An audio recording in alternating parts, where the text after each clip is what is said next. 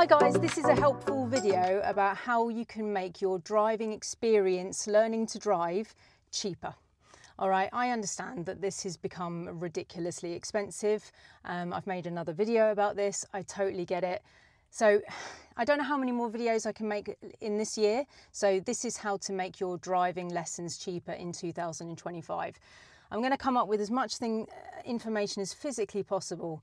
Okay, now I know that this sounds weird to start everything off, but I strongly recommend, if you've never driven before, to make your first lesson an hour and a half. I know that sounds bonkers because we're talking about saving money, but the first one is a controls lesson. There's a lot of talking, right? There's a lot of talking in those lessons, and you know, you might be out with somebody who picks you up from your house, drives you to a location, and then you just talk about the car, and then you drive home again, right? So I would recommend that you do an hour and a half for your first driving lesson. Okay, I know that's a bit expensive, but I do recommend that.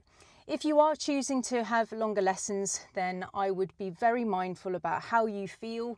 If you are losing concentration in the last half an hour, shorten your lesson down. So let's say, for instance, you've decided to have 2-hour lessons and you're losing your concentration on the last half an hour often, reduce it down to an hour and a half, right? The other thing is to have regular lessons once a week if you can, 1 hour once a week. If you're going to put a massive break in between lessons, it's going to take longer, right? Because your information is not going to retain. I do recommend 1 hour a week, all right? So it's stable. I do recommend that you learn how to steer in your spare time. Strongly recommend this, guys. You can save yourself a fortune. Get online. Yeah, if you want to use my video about how to steer correctly, maybe I'll link it below if I remember. Yeah, pull push steering technique. Don't learn it in the car with your instructor. Go online, use YouTube because you're here anyway with me, right? So you clearly like YouTube.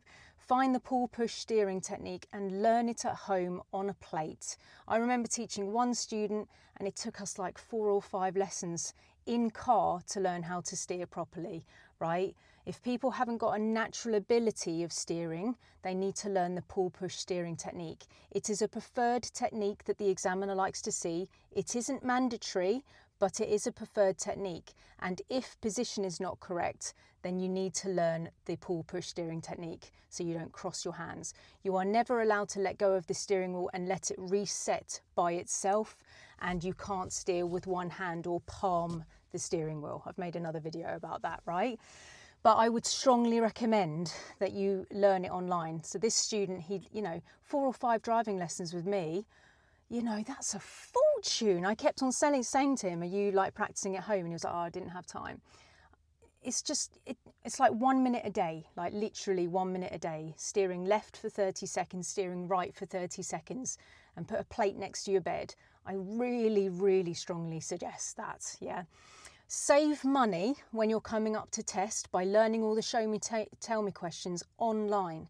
Find a geeky driving instructor like myself who's decided to be on YouTube and tell you everything about everything, right? And find one who's got the same car as you and learn the show me, tell me questions by yourself, so that when you do it with your driving instructor, you can turn around to them and say, I already know the answer. But you are going to save so many minutes, yeah?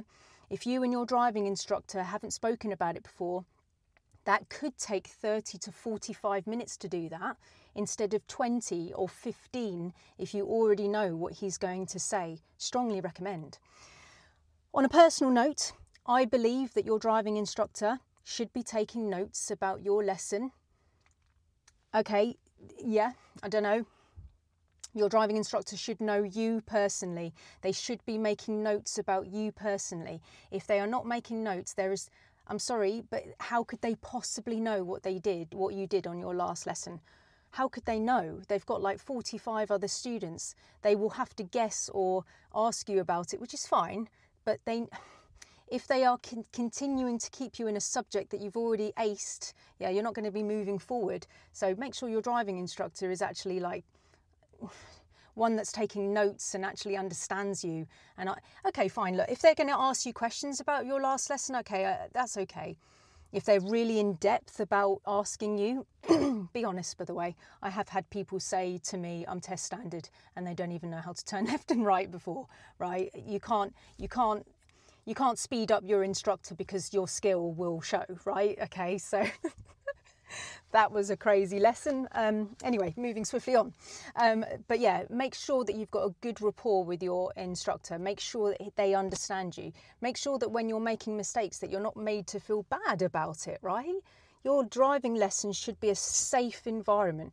Mistakes that you make in the car are private between the two of you. In my opinion, that should be a safe place where you can make a mistake and it's fine, yeah? Now, it might be useful, I feel a bit bad saying this as well, but it might be useful to choose an instructor who's been in business for many years. I feel a bit bad about saying that because obviously it's just the experience, right? For example, if a student has suddenly got very bad clutch control and it's really out of character, it's very likely to be their chair position. But a new instructor probably wouldn't pick up on that, right? They may never get it right on that hour and a half or 2 hour lesson or hour lesson.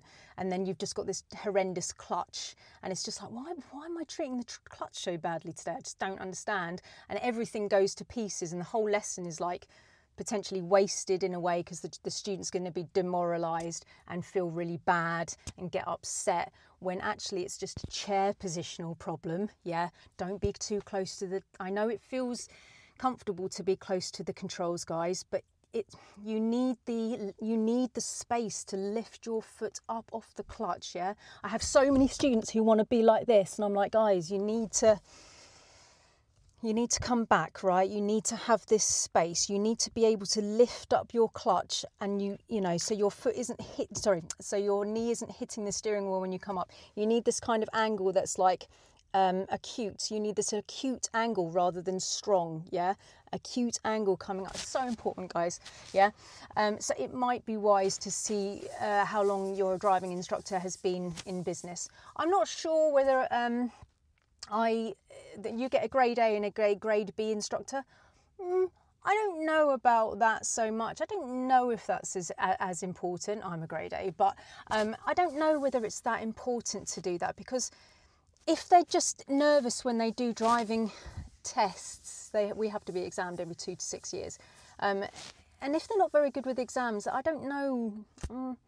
I'm on the fence about that. The jury's out, right? But, you know, you can choose a driving instructor from being grade A, grade B, but certainly years in business, because they're going to be able to pick up on things as long as they're still with the job and they're not like, don't want to be there anymore. Like, you can use your feelings, feel into it, and make sure that you don't stay with a driving instructor if you're really thinking, I don't like this, or I'm being shouted at, or any kind of issue. Like, there's millions of us, right? You need to have a really good relationship with your driving instructor. It needs to be a proper friendship. It's the weirdest relationship you're ever going to have, because you need to have deep trust. You need to like your driving instructor. You need to want to go to your driving lessons all the time, but you want to get rid of them as quick as possible. Yeah, it's the weirdest relationship that you have, because you've got to have absolutely flipping everything with this person and you want to be getting rid of them every day. You just don't want to be with this person anymore. And then that needs to be mutual, right? Sorry, I thought my camera was just about to run out, sorry. Yeah, so it needs to be a mutual thing of like, you're both trying to disconnect from each other. It's just constantly wanting to disconnect.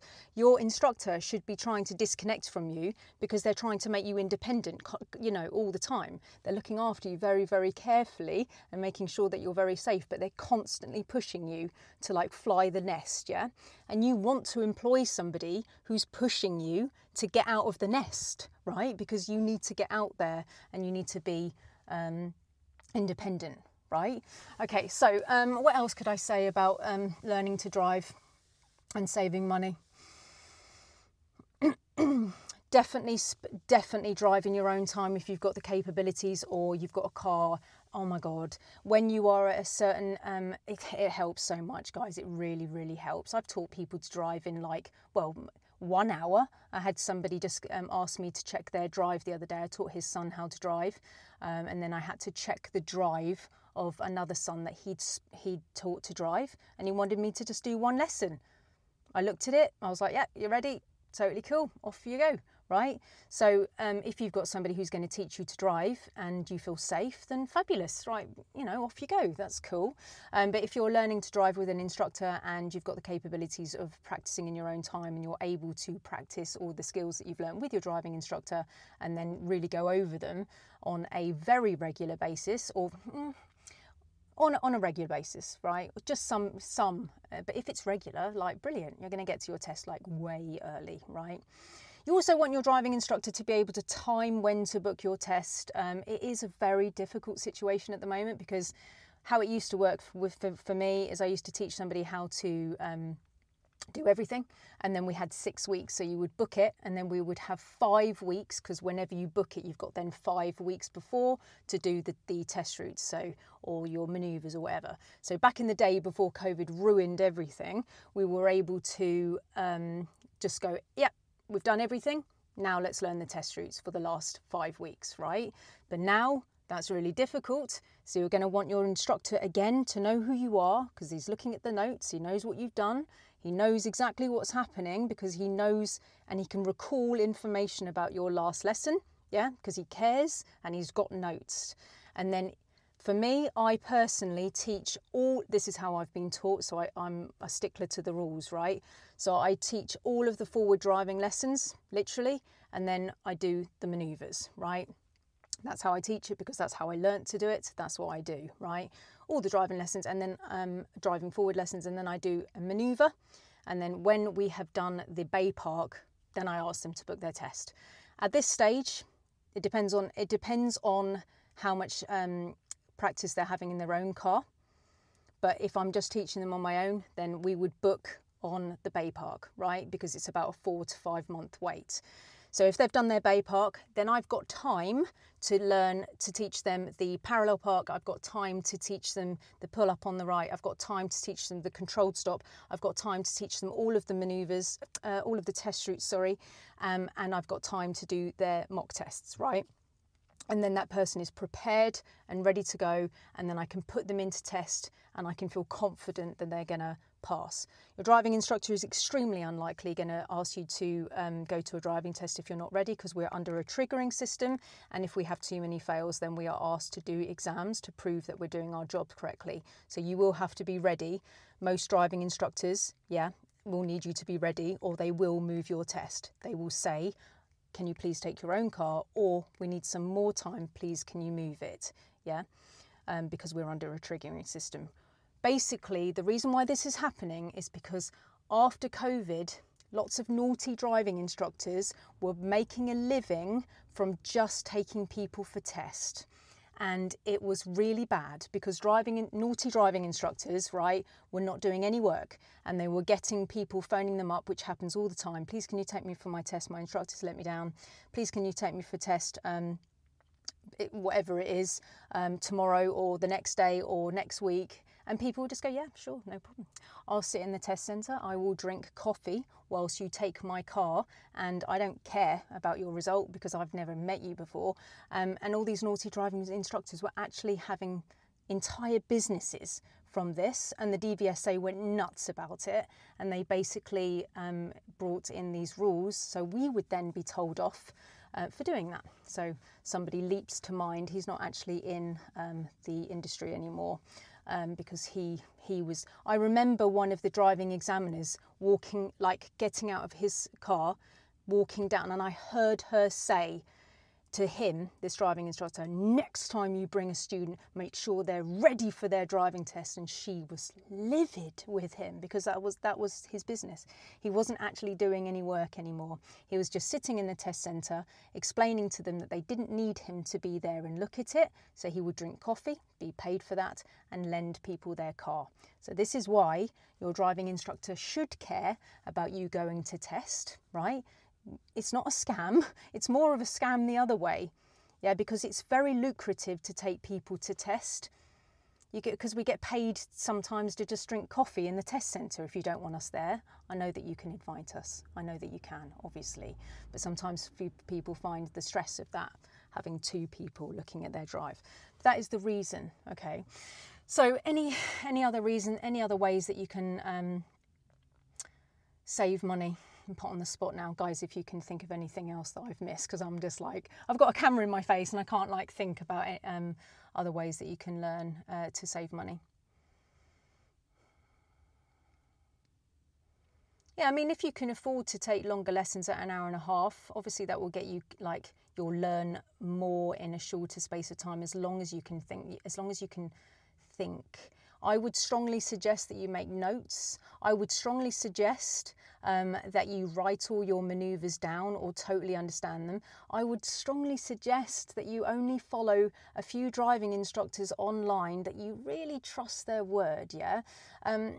If you're following like a lot of people on YouTube, there's a lot of like cooks making the dinner, yeah, like everybody's got a different opinion. You know, I've got my opinion. I feel like I'm sticking to the rules. I'm a stickler to the rules. I am a very, very strong stickler to the rules. I do things how I was taught, I believe. So I've got a strong opinion about like how I should do things, and I'm meticulous. I'm bullet point, and my students will say, I know exactly what I'm doing on my driving lesson, because I will tell them at the beginning. We'll talk about everything that they did on their previous lesson. Like I'm like a computer, like I know exactly what's happened, because I'm bullet point, and I get lost otherwise. Like if I didn't have my notes about my students, I wouldn't have a clue what's going on. I just wouldn't have a clue, right? I just don't retain information like that. I'm very, very bullet point. Even the way that I teach manoeuvres, it's bullet point. You could write it all down in bullet points. If you go and have a look at my playlist for manoeuvres, you'll see it's just like bullet point, get to this, do this, get to this, do this, get to this, do this. It's just like, and that's the same with everything that I teach, yeah? The actual briefing of things is like very, very strict. I understand that driving's got like grey areas in it, but the way that I teach it is very bullet point, right? So if you're learning off people on YouTube and there's a lot of people's opinions flying at you, you may get confused. I've had a student come to me and just literally her brain is exploding because she hasn't been able to, she's so confused. This person says this, and this person said this, and this person says that I should do something else.